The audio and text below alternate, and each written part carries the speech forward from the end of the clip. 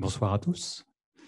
Écoutez, tout d'abord, je voudrais remercier les organisateurs pour l'invitation et pour d'avoir l'honneur de venir discuter géopolitique des énergies devant vous ce soir.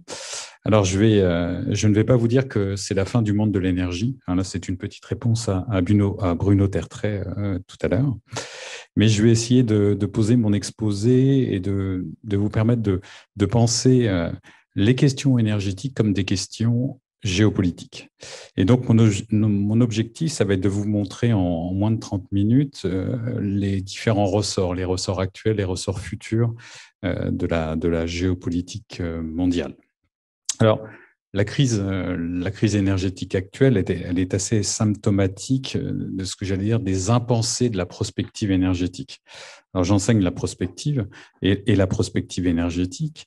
Et ce qui m'a toujours étonné, c'est que ces prospectives énergétiques, elles sont généralement établies par des ingénieurs qui, sous forme de modèles, vous présentent des mondes qui vont se construire à l'horizon 2050. À l'heure actuelle, on aime bien parler de 2050. Dans quelques années, on vous parlera de 2060.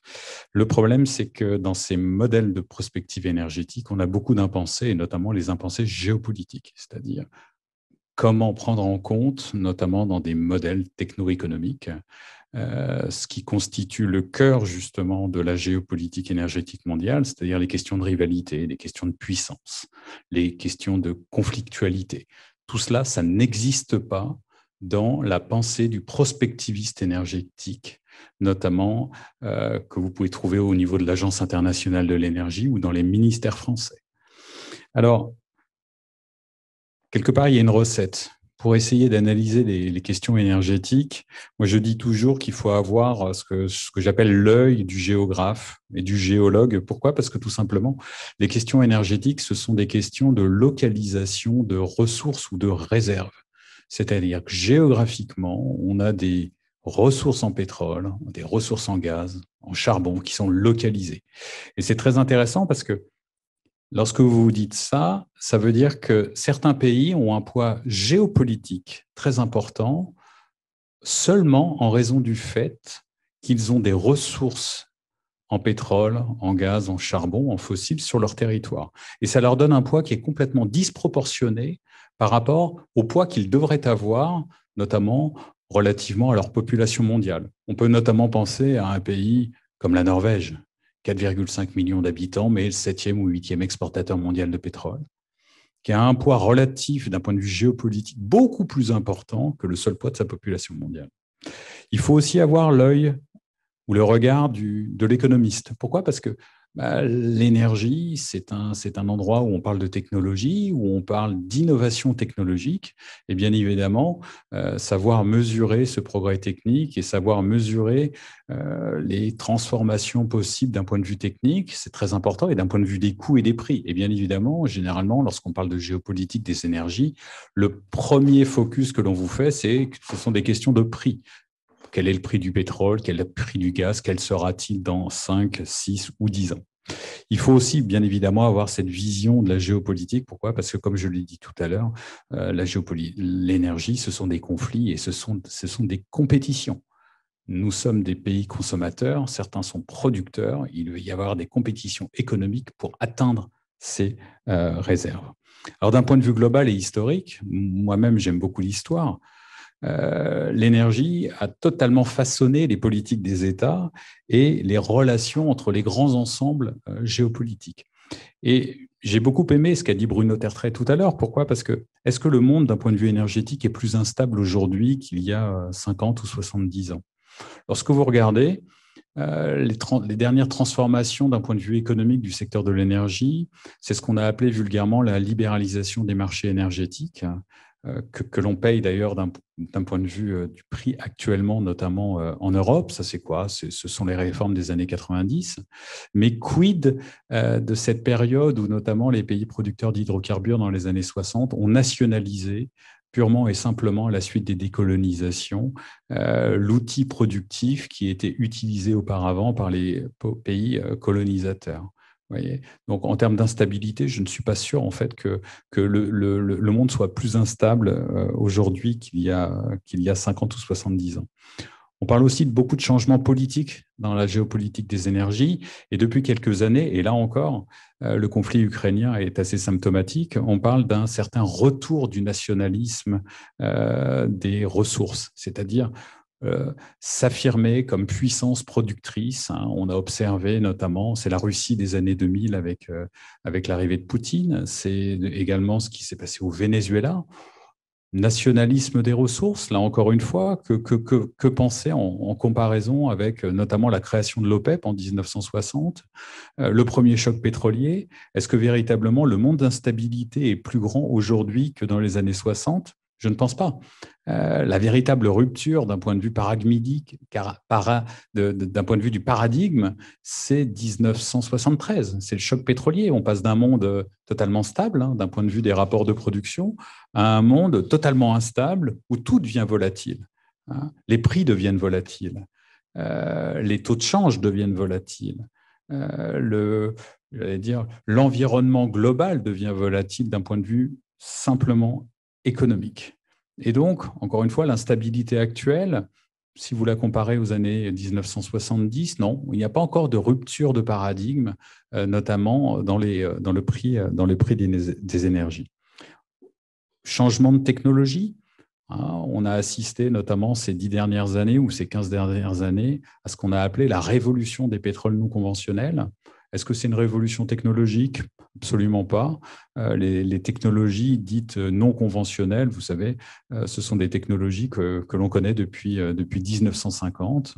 Et donc, encore une fois, il n'y a pas de rupture. Il y a tout simplement une adéquation à un moment donné d'un outil, d'un progrès technique avec un besoin.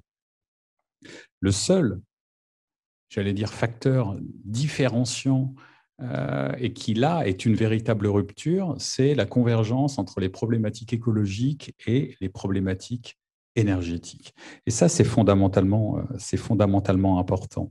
Pourquoi? Parce que tout simplement, cette convergence entre l'écologie et l'énergie, là encore, c'est une façon de penser autrement le futur de la géopolitique des énergies. Pourquoi? Parce qu'on commence à introduire la notion de géopolitique des énergies renouvelables, comme si à côté de la géopolitique des énergies traditionnelles, c'est-à-dire les hydrocarbures, on avait aussi une géopolitique des énergies renouvelables.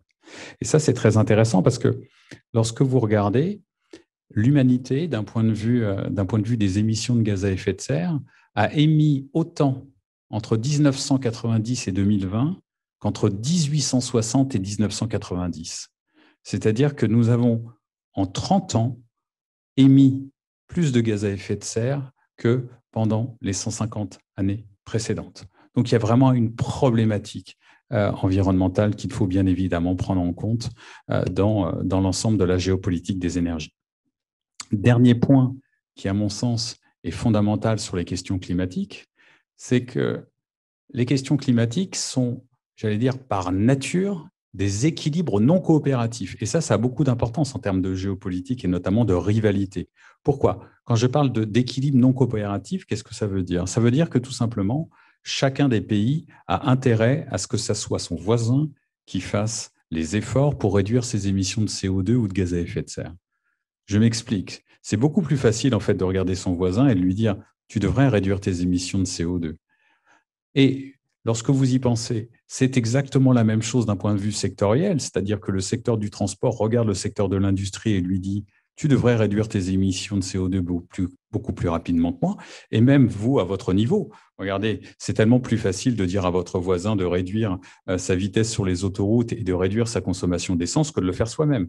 Donc, on a un vrai problème d'équilibre coopératif, c'est-à-dire qu'on a ce qu'on appelle des passagers clandestins. Et ces passagers clandestins, ça veut dire quoi? Ça veut dire qu'en gros, tout le monde voudrait bien que l'effort soit fait par son voisin. C'est un peu le débat qu'on a à l'heure actuelle, d'ailleurs, et j'en parlerai un tout petit peu plus tard, sur la question de la sobriété. Alors, mon objectif, là, ça va être de vous montrer que la géopolitique des énergies, elle est en totale transformation. Pourquoi elle est en totale transformation? Tout simplement parce que à la géopolitique traditionnelle des hydrocarbures, s'additionne aujourd'hui une géopolitique des énergies renouvelables. Ça va être mon premier point. Mon deuxième point, ça va être de vous montrer qu'il va y avoir une fusion entre la géopolitique des énergies et ce qu'on appelle en fait la géopolitique des matières premières. Pourquoi? Tout simplement parce que vous avez sûrement entendu des politiques ou voire même des ingénieurs vous parler d'énergie verte. C'est un oxymore, ça n'existe pas. Il n'y a pas d'énergie verte. La seule énergie verte, c'est peut-être vous promenant pieds nus quelque part et en petite tenue, tout simplement parce que chaque technologie a un contenu matériau. Et ça, c'est très important. Pourquoi? Parce que justement, le monde qui vient est un monde énergétique et métallique. Et je vais vous montrer pourquoi. Enfin, et je finirai mon exposé avec de l'optimisme, c'est-à-dire que je vais vous montrer que finalement, la question de la sobriété, ça peut être un vecteur de puissance dans les années qui viennent. C'est-à-dire que le pays qui réussira à être le plus sobre, potentiellement, ajoutera à son arc un vecteur de puissance comme on a le vecteur militaire, le soft power, c'est-à-dire la culture ou l'attractivité économique. Alors, par quoi commencer? Je commence par vous dire tout simplement que nous vivons dans un monde carboné. Vous le savez peut-être, mais je vais vous donner juste un chiffre. 83% de la consommation d'énergie primaire dans le monde est le fait de pétrole, de gaz et de charbon. Donc, quelque part, les discours sur les énergies renouvelables représentent uniquement une infime part de ce que nous consommons au niveau mondial. 17% de la consommation d'énergie primaire à l'heure actuelle, ce sont des énergies renouvelables ou ce qu'on va appeler plutôt bas carbone, parce qu'on va intégrer le nucléaire dedans. Et donc, le nucléaire n'est pas une énergie renouvelable, c'est une énergie bas carbone. Alors, ce qui est très intéressant, c'est lorsqu'on regarde la consommation énergétique et un tout petit peu les flux de cette consommation énergétique. Depuis 1965, on a multiplié par 4 notre consommation énergétique. La population mondiale a été multipliée par 2,3. C'est-à-dire que nous sommes dans un monde d'addition et d'addiction énergétique. Alors, quand je parle d'addiction ou d'addition énergétique, ça veut dire quoi? Ça veut dire que on parle très souvent, les chercheurs, les politiques, vous parlent de transition énergétique. Personnellement, je ne la vois pas. Alors, je vais vous dire pourquoi je ne la vois pas. Tout simplement parce que transitionner, c'est remplacer. D'accord? Je crois que c'est Bruno Tertrais qui a utilisé cette expression tout à l'heure. On ne remplace absolument rien à l'heure actuelle. Hein. Lorsque vous regardez, alors certes, les optimistes vont vous dire 1973, le pétrole représente 50% de la consommation d'énergie primaire. Aujourd'hui, il en représente 31%. D'accord? En relatif, effectivement, le poids du pétrole a diminué. Les énergies renouvelables représentaient 5% de la consommation d'énergie primaire. Aujourd'hui, c'est 17%. Formidable. Sauf que dans le même temps, la consommation de pétrole, même si elle a baissé en poids relatif, elle a augmenté en volume. C'est-à-dire qu'on a quasiment doublé notre consommation de pétrole depuis 1960. Donc, ça doit nous imposer deux choses. Un, il n'y a pas de transition énergétique. Les énergies sont complémentaires ou sont symbiotiques, comme j'aime dire. Pour ceux qui aiment l'histoire des techniques, et notamment une personne qui s'appelle Fressos, il nous donne des exemples qui sont absolument merveilleux. Lorsque vous regardez, par exemple, dans les années, là on est autour de 1860, lorsque le pétrole, lorsque le charbon va remplacer le bois et la biomasse comme première énergie primaire, ce n'est pas parce que le charbon remplace le bois qu'on arrête de consommer du bois. On ne va jamais autant consommer de bois que pour l'industrie du charbon. Pourquoi? Parce que tout simplement, pour les mines de charbon, qu'est-ce qu'il vous faut? Il vous faut des étais, il vous faut du bois pour consolider toutes les mines. Et puis avec le charbon, vous avez la machine à vapeur. Et la machine à vapeur, c'est quoi? C'est le train. Il va falloir des traverses au niveau de toutes les voies ferrées. Et on n'aura jamais autant consommé de bois que lors de la révolution industrielle du charbon. Lorsque vous passez à l'énergie suivante sur le pétrole, vous apercevez de quoi? Vous apercevez que le pétrole est associé à l'automobile. Or, on n'a jamais consommé autant de charbon que pour l'industrie automobile, tout simplement parce qu'une automobile, mais c'est de l'acier dans les années 30.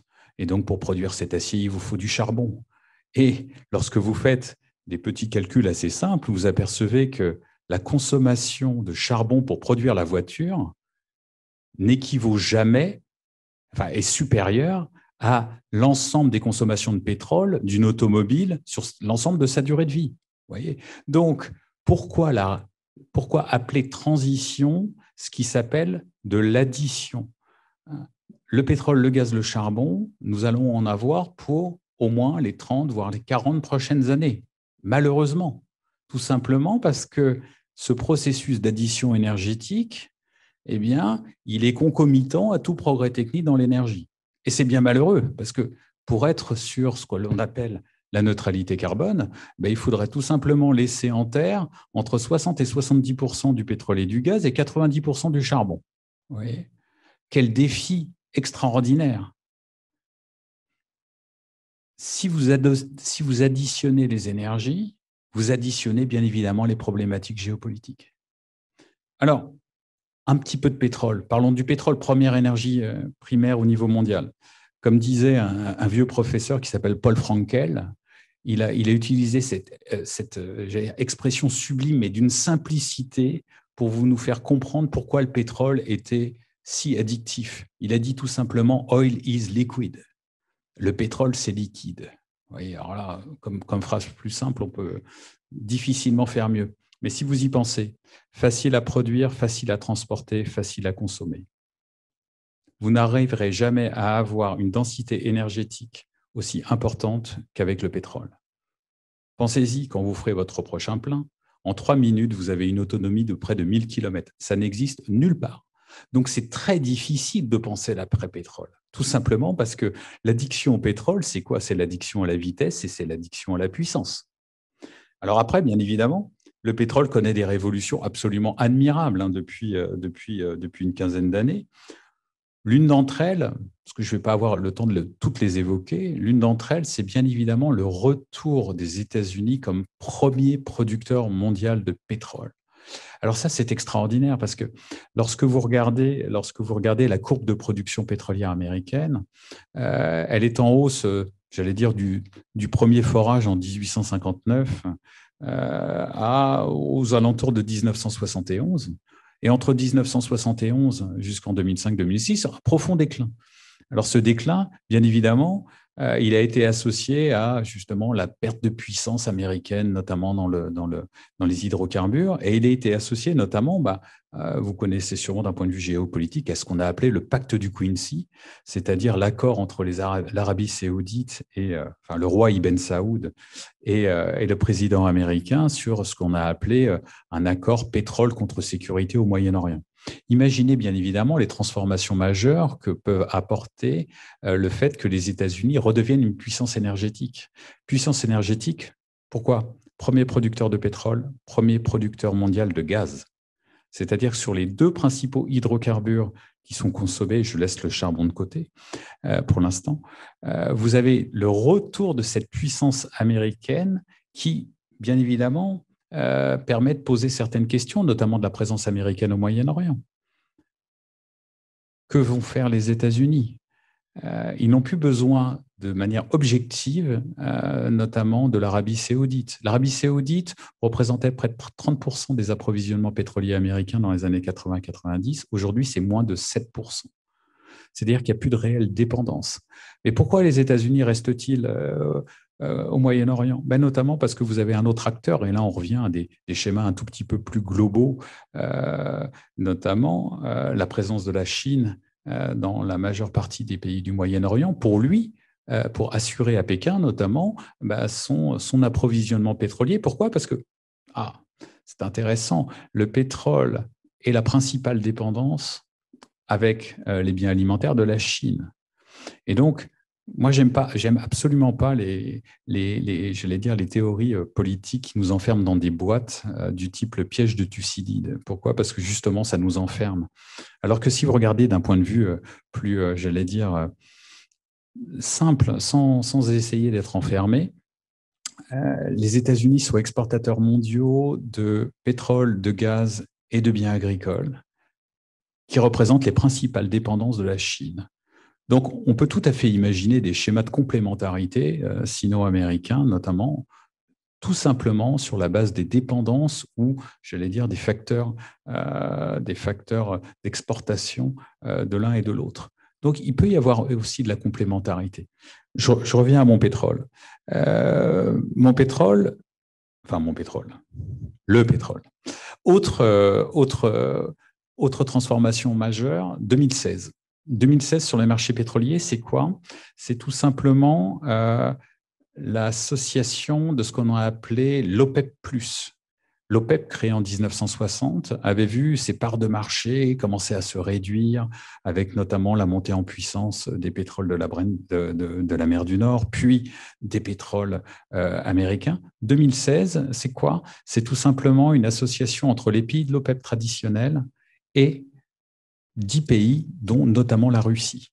Et là, on se dit tout simplement que la question énergétique dépasse justement les seuls rapports de force énergétique. Pourquoi? Parce que dans cette OPEP+, on va trouver notamment le deuxième producteur de pétrole au monde, c'est-à-dire l'Arabie saoudite, le troisième, la Russie, face à qui? Bien évidemment, face aux États-Unis. Et donc, on a cette question, j'allais dire, des rapports de force au sein de l'organisation pour essayer de contrecarrer ce retour de puissance énergétique américaine. Un petit peu de gaz. Je vais vous parler un tout petit peu de gaz. Alors, le gaz, bien évidemment, le gaz, on s'est posé souvent la question de savoir si c'était une énergie de transition. C'est-à-dire que est-ce que le gaz en soi, c'était intéressant comme vecteur énergétique?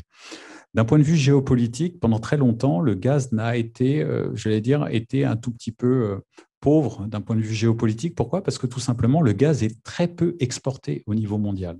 Même à l'heure actuelle, le gaz qui est exporté, c'est à peine 20% de ce qui est produit au niveau mondial. C'est-à-dire que c'est une énergie qui est extrêmement autoconsommée. On a eu une révolution avec le gaz naturel liquéfié.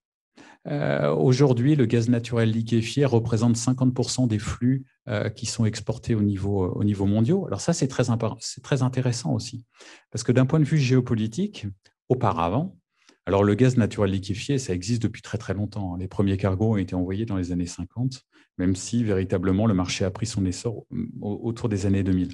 Auparavant, le marché gazier était un marché, j'allais dire, de coopération. Pourquoi? Parce que tout simplement, lorsque vous étiez producteur, vous vouliez exporter, eh bien, il fallait exporter chez son voisin ou faire passer un pipeline, un gazoduc chez son voisin. Et les théoriciens de la géopolitique gazière vous disaient tout simplement, avoir du gaz et l'exporter chez son voisin, ou si son voisin est un pays de transit, ça veut dire quoi? Ça veut dire créer de la coopération. On est obligé de coopérer pour faire passer un réseau de gazoducs. Avec le GNL, plus besoin. On peut passer par les mers, on peut passer par le transport maritime. Et donc, il y a un changement majeur de cette économie gazière. Et d'ailleurs, heureusement pour les nombreux pays européens qui se retrouvent du jour au lendemain coupés des exportations russes. Et d'ailleurs, la position européenne sur le marché gazier, elle est assez intéressante à regarder, elle est assez formidable. Et pour tout bon prospectiviste, l'Union européenne a été incapable de regarder ce que l'on appelle des signaux faibles en prospective. Le fait que Gazprom ou que la Russie coupe le gaz à l'Union européenne, c'est absolument pas un fait nouveau. En 2006, pendant quelques jours, ça a déjà été fait. En 2009, pendant quelques semaines, certains pays européens n'ont pas été approvisionnés en gaz. C'est-à-dire que quand on parle d'un réveil douloureux, effectivement, c'est un réveil douloureux de l'Union européenne, mais que l'Union européenne a construit elle-même. Pour tout vous dire, lorsque vous regardez, notamment, il y a un chiffre, moi, qui me frappe sur la question gazière au niveau européen, l'Union européenne est dépendante et plus largement dépendante aujourd'hui du gaz russe qu'il y a 10 ans. Le taux de dépendance est d'environ 45%. 45% des importations européennes sont le fait de la Russie. Alors, jusqu'en 2021, bien évidemment, les chiffres vont bien évidemment diminuer dans les années qui viennent, tout simplement parce qu'on a un plan qui s'appelle le plan Repower EU. Mais chose très frappante, lorsque la Russie envahit la Crimée, on aurait pu se dire que une réaction européenne, notamment en termes de réduction de la dépendance au gaz russe, aurait dû s'opérer. Entre 2014 et 2017, les flux en provenance de Russie ont augmenté au niveau européen. C'est-à-dire que même après la Crimée, l'Union européenne ne se réveille absolument pas et décide de continuer à être dépendante de la Russie. Un petit peu de charbon maintenant. Alors, je parle très, très rarement du charbon quand je parle de géopolitique. Pourquoi ? Tout simplement parce que le charbon est considéré comme un objet apolitique, agéopolitique. C'est-à-dire qu'il n'y a pas de géopolitique du charbon. Pourquoi ? Tout simplement parce que les réserves de charbon sont très, très bien distribuées au niveau mondial. Vous en avez quasiment autant dans les pays de l'OCDE que dans les pays non OCDE. Donc, généralement, on n'en parle pas. Malgré tout, il faut en parler. Pourquoi ? Parce que c'est quand même toujours la première source de génération d'électricité au monde. 35% de l'électricité mondiale est réalisée à base de charbon. C'est la première source. Après, vous allez avoir du gaz. Après, vous allez avoir des renouvelables.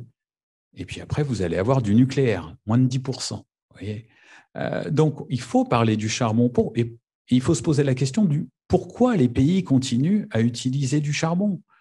C'est assez simple, c'est pas cher, relativement aux autres énergies, mais surtout, et là, je vais commencer à dériver sur des principes un petit peu de compétition géoéconomique, mais pour extraire du charbon, pas besoin d'avoir énormément de capital, pas besoin d'avoir énormément de technologie. Hein. Et pour faire une centrale électrique à génération charbon, il n'y a pas besoin non plus d'avoir un savoir-faire extraordinaire. C'est l'énergie la plus simple à réaliser dans tous les pays en développement. Donc, bien évidemment, tous les pays émergents et en développement passent par le charbon dans leur phase initiale. Donc, la question, c'est plutôt qu'il faut se poser, c'est dans un monde que l'on voudrait neutre en carbone, comment faire pour essayer d'accélérer les transferts de technologies dans des pays qui, de prime abord, vont tous passer par la génération au charbon. Et d'ailleurs, nous-mêmes, un pays européen, on a tous commencé, la France, le Royaume-Uni, l'Allemagne, on a tous commencé à être des économies charbonifères. On en avait sur notre territoire et c'est ce qui coûte le moins cher. Donc, bien évidemment, la vraie question, c'est comment se passer de cet objet que l'on retrouve dans plus de 80 pays au niveau mondial. Alors, je glisse sur les ENR et le bas carbone, parce que je pense que sinon je vais dépasser de... Oh, bah c'est formidable. Alors, les ENR et le bas carbone. Donc, 17% de la consommation d'énergie primaire mondiale. Parmi elles, on a l'hydroélectricité. L'hydroélectricité, c'est la principale source d'énergie renouvelable au monde, hein, loin devant les éoliennes et le solaire. Là, encore une fois, on a l'impression que c'est un objet dénué de géopolitique. Absolument pas. On parle d'hydrodiplomatie, d'hydrohégémonie. J'ai presque envie de vous dire, allez regarder notamment ce qui se passe en Éthiopie avec le grand barrage de la Renaissance et toutes les problématiques géopolitiques que ça impose, notamment entre l'Éthiopie et l'Égypte notamment. Le nucléaire, 4% des énergies bas carbone, très très peu au niveau mondial. On a une déformation, on a un prisme nucléaire en France qui est absolument pas représentatif de ce qui se passe au niveau mondial. Là aussi, la question du nucléaire, c'est pas une question environnementale ou de gestion des déchets au premier abord. Pour une personne qui fait de la géopolitique, c'est une compétition féroce entre la Russie et la Chine pour savoir qui sera celui qui exporte le plus de réacteurs nucléaires au niveau mondial. À l'heure actuelle, c'est la Russie. La Russie, à l'heure actuelle, elle est le principal exportateur mondial de réacteurs, que ce soit dans les pays asiatiques ou que ce soit dans certains pays du Moyen-Orient. Donc, on a une vraie dynamique de compétition, tout simplement parce que la Russie, dans les années 2000, elle a complètement rationalisé une entreprise qui s'appelle Rosatom, qui est véritablement le fer de lance de la politique nucléaire russe. Et elle a proposé un guichet unique à l'ensemble des pays qui sont intéressés par les questions du nucléaire. Et donc, la Chine, elle, essaye de se positionner sur le même axe, c'est-à-dire essayer d'internaliser l'ensemble de la filière, de l'uranium jusqu'à la production de réacteurs. Et elle commence aussi à exporter des réacteurs. Mais on a cette compétition sino-russe sur le marché des réacteurs nucléaires. Alors bien évidemment, les États-Unis sont également présents, hein. Il y a un réveil du nucléaire aux États-Unis dans les années récentes. Et encore une fois, sur ce sujet, l'Union européenne questionne complètement. Pourquoi? Parce que on s'attache uniquement à des questions environnementales, mais on ne s'attache absolument pas aux questions géostratégiques qui sont associées. Pour les autres technologies bas carbone que sont l'éolien et le solaire, 7% de la consommation d'énergie primaire, donc finalement très peu au niveau de la consommation, mais des questions géopolitiques majeures. Alors, question géopolitique majeure, pourquoi? Tout simplement parce que l'ensemble de ces énergies dites renouvelables ont des contenus en matériaux qui sont bien plus élevés que les technologies traditionnelles classiques. Je vais vous prendre juste 2 exemples. Lorsque vous installez une centrale à gaz, vous allez avoir besoin d'environ 2 tonnes de cuivre par mégawatt installé. Lorsque vous installez, par exemple, du solaire sur votre toit, il va vous en falloir 5 fois plus. Je vous prends un autre exemple dans le secteur des transports. Lorsque vous regardez une voiture thermique, cette voiture thermique va contenir 20 kg de cuivre. Si vous achetez une hybride, il faut 40 kg. Si vous achetez une électrique, il vous faut 80 kg. Si vous achetez une Tesla, ce que je ne vous souhaite pas, il vous en faudra 200 kg. Ça veut dire quoi? Ça veut dire que les politiques de décarbonation, notamment du secteur transport, comme elles sont pensées à l'heure actuelle, c'est-à-dire uniquement de la substitution, vont faire quoi? Vont faire tout simplement que nous allons multiplier notre demande en matériaux que l'on appelle vulgairement des matériaux critiques ou des matériaux stratégiques. Et ça ne va pas uniquement toucher, je pense que vous avez entendu les actualités de cette semaine, notamment, ça ne va pas uniquement toucher le lithium, le cobalt, les terres rares. Non, ça va toucher l'ensemble des matières premières métalliques. Pourquoi? Parce que tout simplement, encore une fois, hein, le véhicule de 2 tonnes qui vous attend dehors, c'est 2 tonnes de matières premières. Hein, c'est 2 tonnes de métaux. Alors un peu de plastique, c'est-à-dire du pétrole, mais ce sont surtout des métaux. Et donc, la géopolitique qui s'annonce, c'est notre bonne vieille géopolitique des hydrocarbures, même si on espère que l'on va commencer à en diminuer la consommation, plus cette géopolitique des matériaux stratégiques. Et là, on rentre dans un monde qui est très incertain. Pourquoi? Parce que tout simplement, vous avez ces producteurs de matériaux. Lorsque vous regardez par exemple le lithium, bon, vous pourriez vous dire oui, c'est formidable, le lithium est produit en majorité en Australie. Alors, si on avait fait cette conférence l'année dernière, j'aurais pu vous dire que l'Australie, c'est forcément un pays ami, c'est forcément un pays allié. Mais d'un point de vue géopolitique, vous voyez que j'allais dire, les amitiés et les coopérations peuvent se retourner. Quid de la position australienne dans un monde où l'Indo-Pacifique sera, j'allais dire, le centre ou le cœur peut-être de la géopolitique mondiale? Quid du Chili, deuxième producteur de lithium et premier producteur de cuivre au monde. Aujourd'hui, bien évidemment, d'excellentes relations. Et donc, aujourd'hui, on parle beaucoup de diplomatie minérale, notamment en Europe. Malheureusement, on arrive, j'ai presque envie de vous dire, une décennie trop tard par rapport à un grand pays qui s'appelle la Chine. La Chine ayant compris dès les années 1980 que les métaux et les matériaux allaient être, j'allais dire, le prisme de toutes les révolutions, de toutes les transitions futures. Donc, cette géopolitique des matériaux, elle va être fondamentale dans les années qui viennent. Imaginez juste, les besoins en lithium devraient être multipliés par près de 40 dans les 20 prochaines années. Celles de cuivre en faisant environ de 15. Et on estime qu'on devrait être une multiplication par 20 au niveau du cobalt. Donc, on va rentrer dans une compétition géoéconomique. Et là, la Chine, elle est très bien placée. Pourquoi? Parce qu'elle raffine, elle ne produit pas forcément tous les matériaux. Elle raffine 75% des matériaux des batteries. Vous voyez? Donc, on a laissé passer, j'allais dire, on a laissé partir notre industrie. Notamment minière. Bon, à l'heure actuelle, on parle de rouvrir des mines, on pourra en parler lors de la séance de questions. Deuxième point important, à côté de cette géopolitique des matériaux, géopolitique des brevets, qui qui brevette les inventions des technologies bas carbone? C'est quand même quelque chose qu'il faut aller regarder. Parce que c'est très bien de ne plus être dépendant de ressources comme le pétrole et le gaz, mais si on est dépendant de technologies qui sont brevetées et donc vendues par des pays qui ne sont pas considérés comme coopératifs ou amicaux avec nous, ça nous pose aussi un problème. Et là encore, on va se tourner vers l'Asie. Pourquoi? Parce que tout simplement, entre 40 et 45% des brevets des technologies bas carbone sont réalisés par la Chine. Donc, vous avez aussi cette problématique technologique. Et le plan Made in China 2025 ou le plan China Standard, c'est-à-dire des standards qui va imposer les nouvelles normes, notamment sur les technologies bas carbone, c'est aussi un problème géopolitique.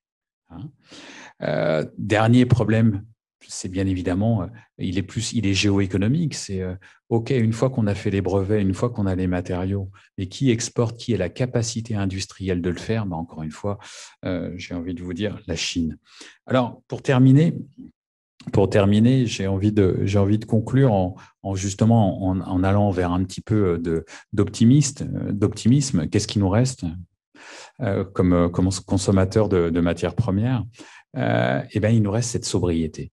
Mais pas la sobriété avec ces messages, j'allais dire, incitatifs, éteignez votre Wi-Fi, mes bons amis. Non, c'est un changement radical de notre rapport à l'énergie et aux matières premières. C'est-à-dire déjà de savoir exactement ce qu'on consomme. Je vais prendre une minute de plus, mais si je vous disais que tous les matins, lorsque vous vous réveillez, vous avez consommé 34 kilos de matières premières chacun. C'est ça votre empreinte matière première. Vous ne le voyez pas, mais vous consommez 34 kilos de matières premières chacun par jour. Alors, je pourrais revenir dessus à la question, lors des questions-réponses. Mais pour finir, pourquoi cette sobriété, elle est nécessaire? Ce n'est pas une vue de l'esprit, c'est aussi un facteur d'attractivité, moins de pollution, moins de consommation. C'est aussi possiblement pour les pays qui dépendent justement de l'extérieur pour leur approvisionnement énergétique, la possibilité de mettre une nouvelle corde à ce qu'on appelle la puissance, en tout simplement en alliant préservation de l'environnement, moins de vitesse. Et oui, un modèle avec moins de vitesse, c'est quelque chose qui paraît complètement ésotérique à l'heure actuelle, mais qui pourrait constituer à coup sûr des éléments de la puissance et de la géopolitique dans les 30 prochaines années. Voilà, je vous laisse sur ces dernières réflexions. Merci beaucoup.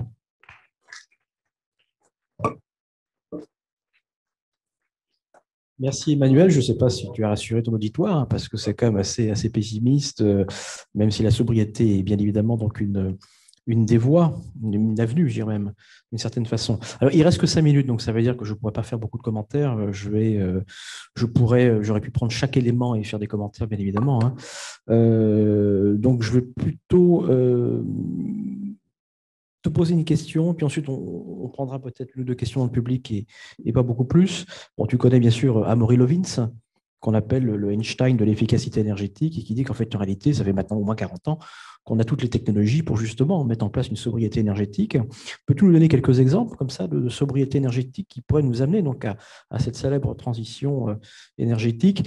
Et juste un petit point, on vient de connaître pendant 2 jours ici donc à l'Université catholique de Lille donc un colloque organisé par Véronique Flambard qui s'intéressait donc aux villes intelligentes.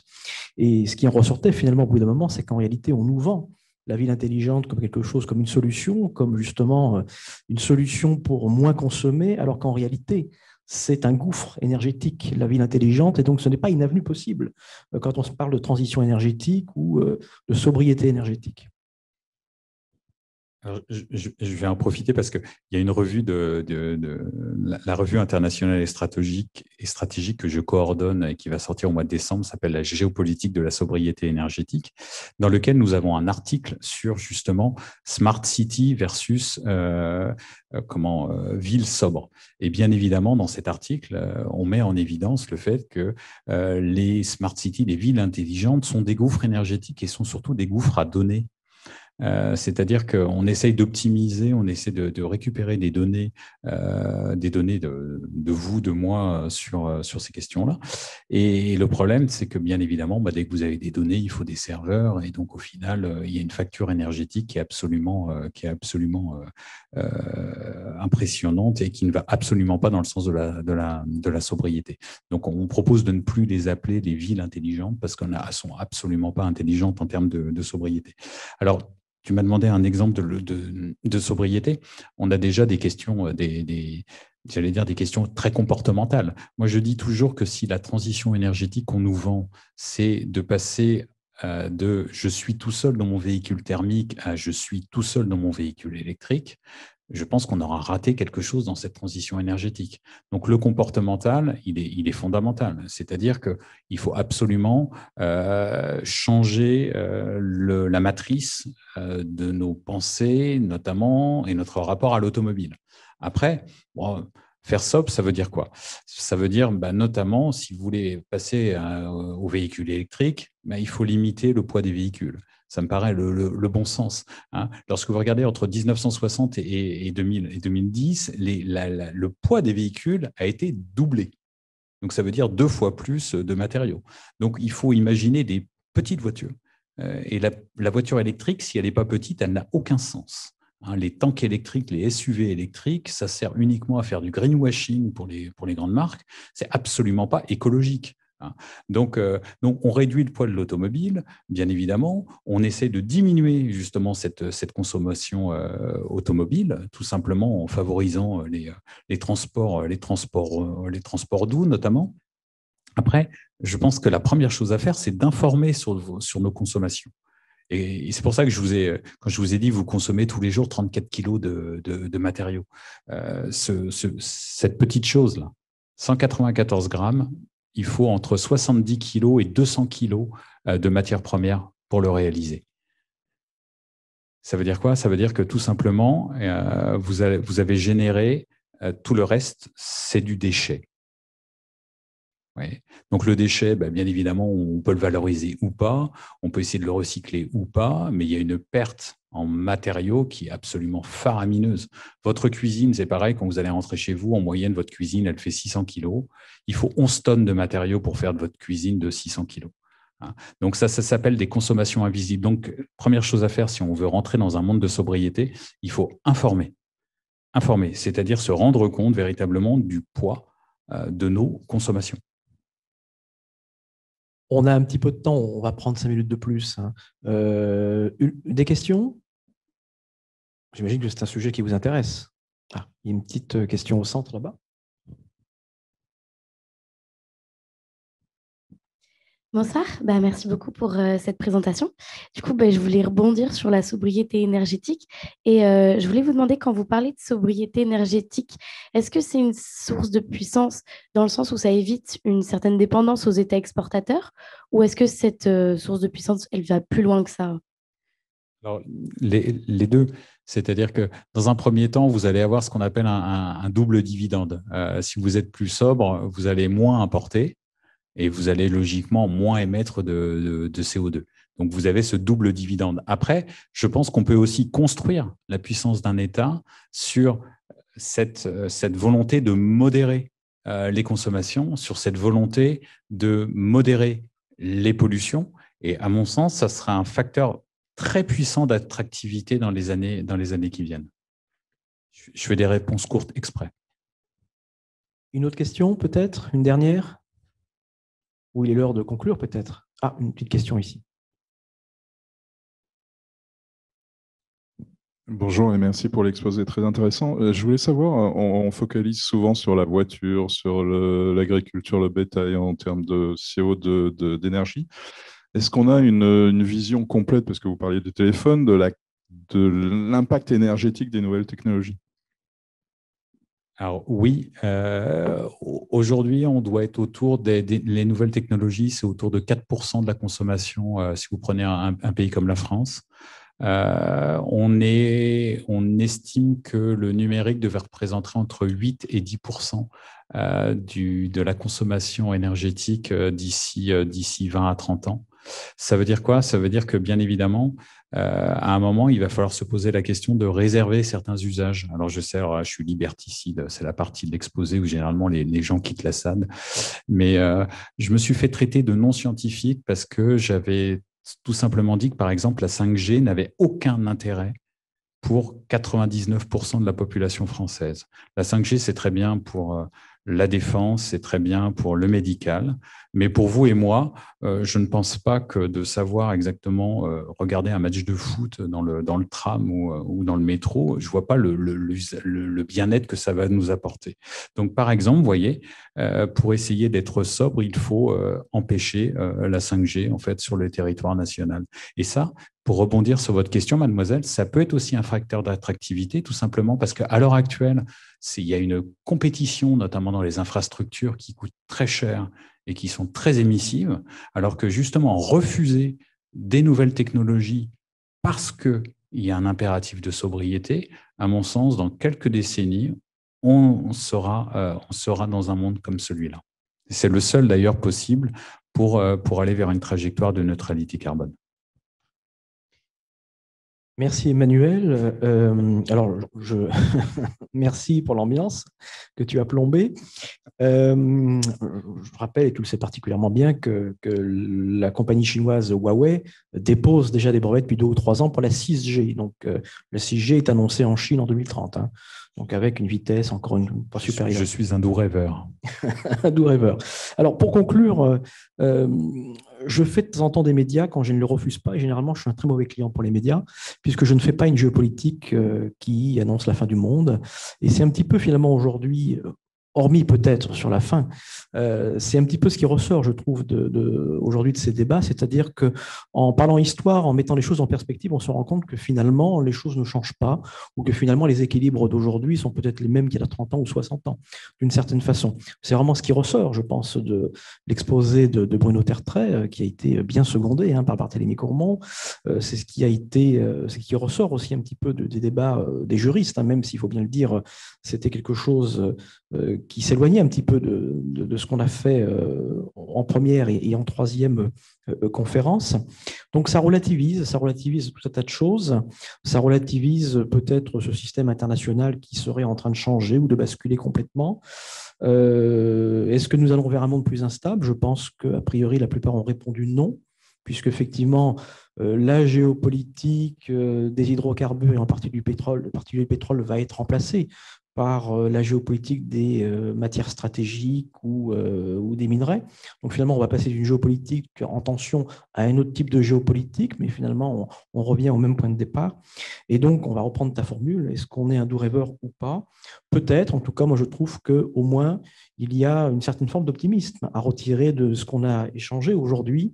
Et il n'y a pas à s'inquiéter d'une certaine façon, mais tout simplement de lire, de s'informer et peut-être d'arrêter de regarder BFM TV et tous ces vecteurs. Et je pense que M. Chapuis de la Croix est assez d'accord avec ça. Je pense qu'il en a longuement parlé pendant au moins 15 minutes.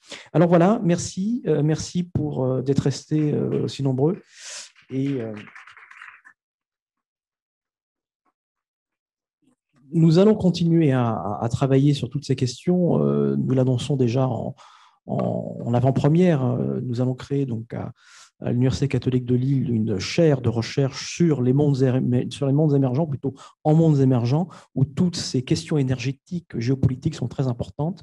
Donc, suivez un petit peu l'actualité de l'Université catholique de Lille et vous verrez qu'au début décembre va être lancée donc une chaire qui va traiter de tous ces sujets qui ont été abordés aujourd'hui.